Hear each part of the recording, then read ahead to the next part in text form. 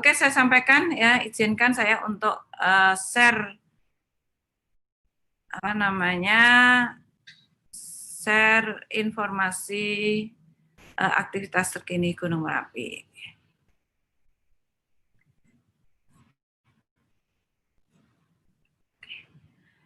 Nah ini sampai dengan saat ini aktivitas Gunung Merapi ini sepertinya memang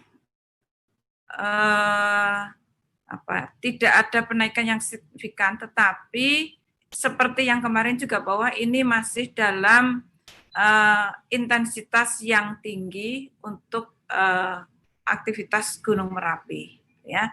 Jadi kita bandingkan ya dari 2 minggu sebelumnya, itu ya. Jadi dari kegempaannya vulkanik dangkal masih terus terjadi, ya.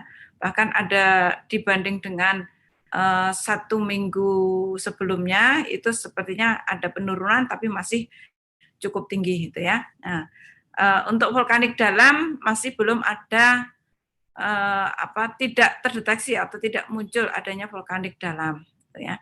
Jadi kalau kita bandingkan sepertinya ada penurunan sedikit ya dari 236, 232 menjadi 217. Namun ini adalah merupakan nilai yang tinggi untuk aktivitas Gunung Merapi.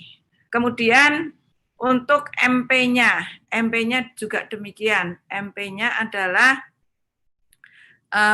mulai dari 2128 menjadi 1600-an, kemudian 1600 tapi 620-an ya. Nah, kalau tadi 684-an.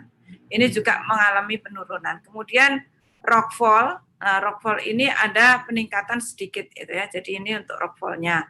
LF-nya masih sama gitu ya. Ada indikasi bahwa LF ini adalah untuk adanya fluida, ya, aliran fluida. Kemudian untuk degassing kalau dibanding dengan 2 minggu sebelumnya memang masih lebih kecil, namun kalau dibanding 1 minggu yang kemarin itu ada peningkatan. Itu. Nah, kemudian untuk EDM total itu adalah rata-ratanya itu masih sama. Karena ini untuk yang hari ini 22 cm, karena 3 hari terakhir ini kami tidak bisa mengukur EDM karena benar-benar sepanjang hari itu kabut total. Karena EDM ini adalah salah satu pengukuran yang menggunakan tetap harus ada bukaan, atau karena kita harus ada objek yang kita tembak gitu ya, reflektornya. Jadi karena nggak kelihatan sama sekali sehingga kita tidak bisa mengukur. Kemudian untuk deformasi ya tadi ya, jadi masih terus terjadi gitu ya. Demikian juga untuk DPS-nya. Jadi GPS-nya untuk data secara mingguan itu ya, pemantauan seismik dan deformasi ini ada sedikit penurunan. Kalau deformasi mungkin lebih tepatnya mungkin tetap ya untuk penurunan itu untuk seismiknya sedikit. Namun secara umum ini masih fluktuatif dan dinilai masih tinggi ya. Jadi untuk terutama tadi rockfall juga mengalami kenaikan ya. Kalau RF itu juga dibandingin juga mengalami peningkatan juga. Nah ini data-data untuk sampai saat ini tidak ada peningkatan yang signifikan, tetapi ini adalah fluktuasi yang nilainya tinggi. Kemudian untuk data deformasi, ya, deformasi ini kita ambil dari sisi Tunggul Arum itu adalah di barat daya, ya. Itu belum teramati adanya kubah baru, ya. Jadi morfologi kawah itu ada beberapa mengalami perubahan itu karena adanya runtuhan. Nah, jadi sebagian kubah lava yang ada di puncak itu material kubah lava yang lama itu runtuh itu ya. Ini yang menyebabkan perubahan morfologi gitu ya. Nah, ini kalau kita tarik dari sini dari sisi barat daya sampai dengan barat laut sampai dengan tenggara gitu ya. Ini tidak ada perubahan yang signifikan di dalam kawahnya ini sendiri ya. Jadi ini adalah mengindikasikan perubahan yang ada di kawah ini tidak ada secara dari data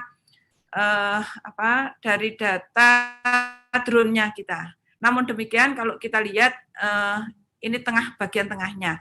Tapi kalau kita lihat secara keseluruhan dalam artian morfologi yang ada di dalam kawah ini itu mengalami perubahan itu ya. Jadi data satelit ini masih sampai dengan data terakhir yang kami terima itu adalah satelit tanggal 14 Desember gitu. Nah, ini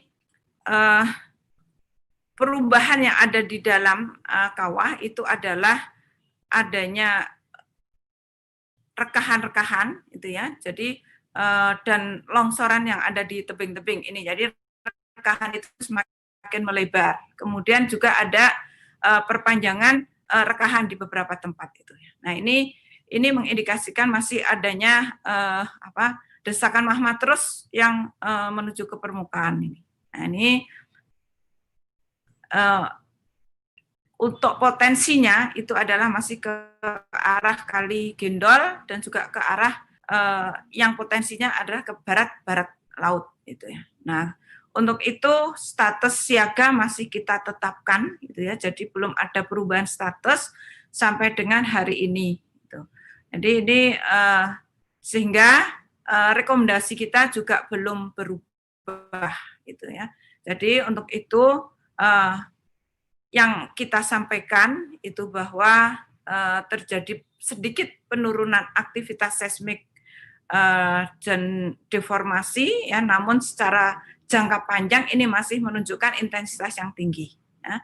Kemudian wilayah barat laut ini adalah menjadi wilayah yang berpotensi terancam adanya bahaya erupsi berdasarkan data deformasi dan perubahan morfologi yang ada di lereng dan yang ada di puncak itu ya. Sehingga di sini masyarakat selalu diminta untuk selalu mengikuti arahan dari pemerintah setempat dan tidak terpengaruh dengan berita-berita yang tidak jelas sumbernya atau untuk dihindari berita-berita yang hoax. Saya kira demikian Pak Agus Budi, terima kasih.